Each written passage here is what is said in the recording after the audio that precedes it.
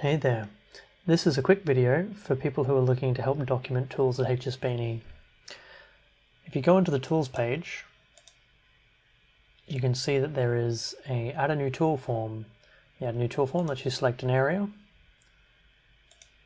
and in that area you can add a new tool.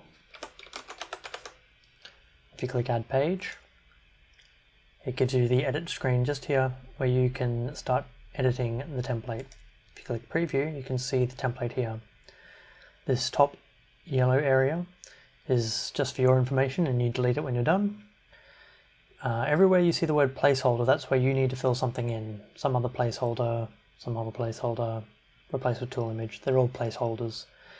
These links here, a lot of them are just holding in for when we get them going eventually.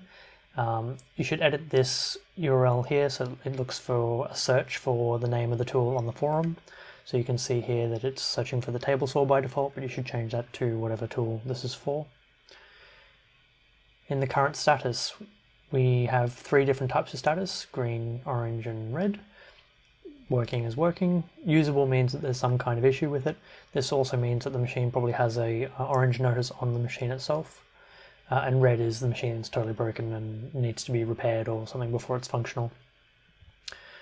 The next section is usage. With usage, you have again 3 different states. It either requires induction, does not require induction, but it requires some kind of swipe or whatever else, or does not require an induction. You can also maybe edit these to put in things like requires induction and also to be supervised, or any particular rules around how this machine operates. In the next section, we have the steps about how you get inducted into this machine. You can use draw.io to create one of these diagrams, and there's another video I'll show you how to do that.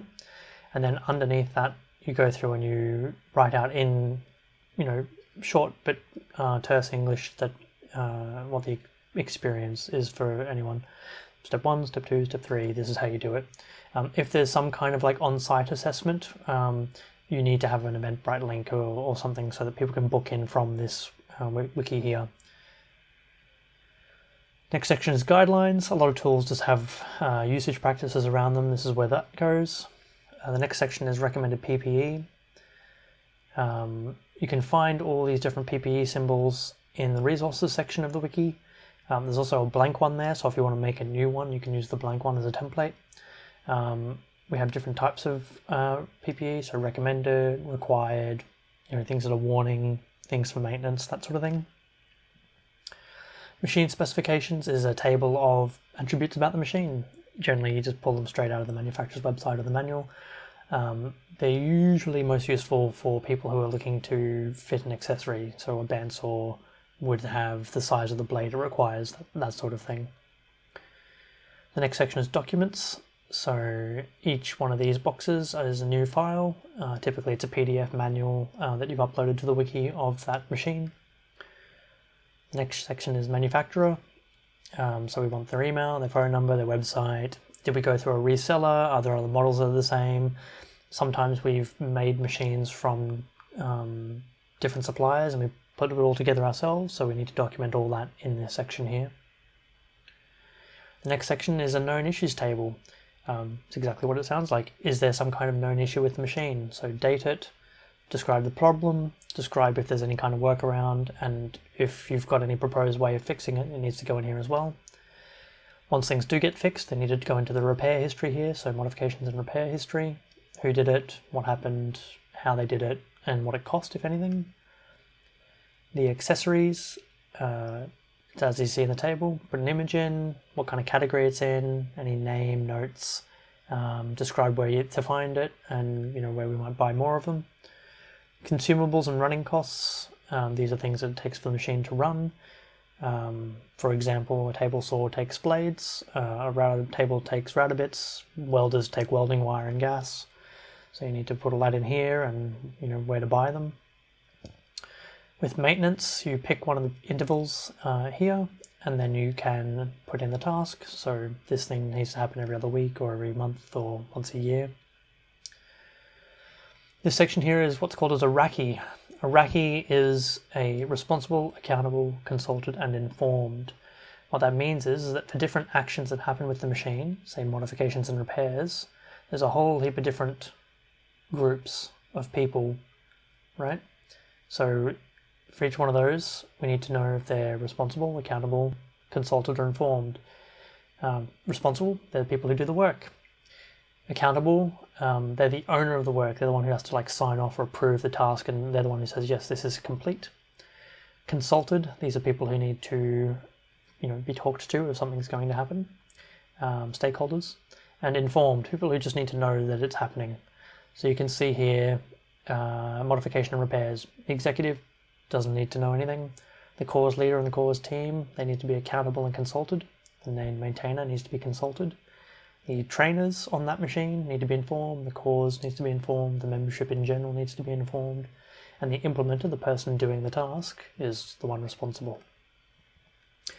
It's worthwhile doing all these in here because it lets people know what the expectations are around if they do some action with the machine, what they should then do next in terms of who to communicate with. The next section is risk matrix and mitigation. Risk matrix, essentially a likelihood and severity. So we just fill out this table here and you can use this image as a reference. So what's the risk? How severe is it?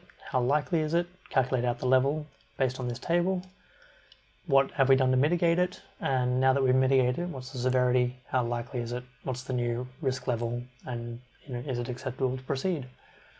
It's really important that we do risk matrix and mitigations because A, it helps us think about how things can go wrong and what we can do to stop that, putting in guards or controls or interlocks or inductions or whatever else. But if something does happen, we need to show that we have done the appropriate assessment and made things as safe as possible. And that's what this does. Lastly, down the bottom, decision register. So if a decision is made around a machine, it needs to go in here.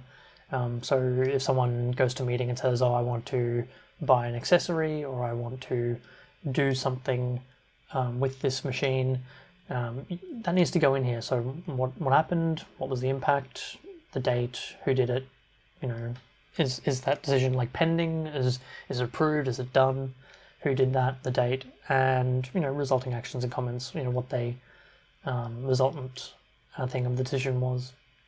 So this is the template, and I'm not going to save it just now, but what I am going to do is I'm going to go back into the wiki. And let's have a look at the table saw, because the table saw is the first machine to go through this, and it's the most complete. So if we go down to the table saw, you can see it's a Leadercraft table saw, other names for it, who's the maintainer, an image of the machine, currently has some issues but it still works. It requires induction.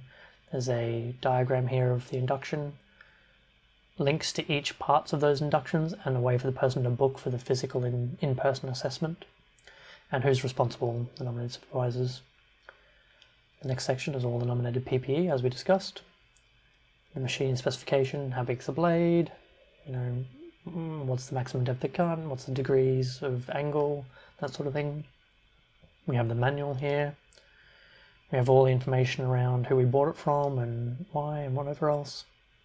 All the known issues with the machine. All the things we've done to repair the machine. And you can see here that we've gone and taken pictures of all the accessories and documented them.